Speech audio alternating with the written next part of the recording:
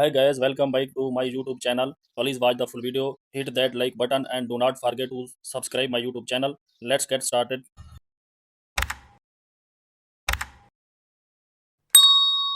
Welcome to another tutorial. First of all, like and subscribe to my channel.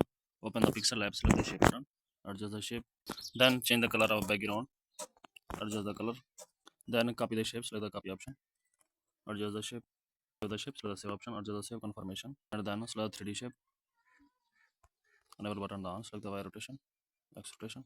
Then select the text option, edit by rating, select the size option, adjust size of rating, change the color of rating, select the color option, adjust the color, and then copy the rating, select the copy option, change the color, select the color of white to back the rating, save the rating, select the save option, adjust the save confirmation. Please like the video and subscribe the channel.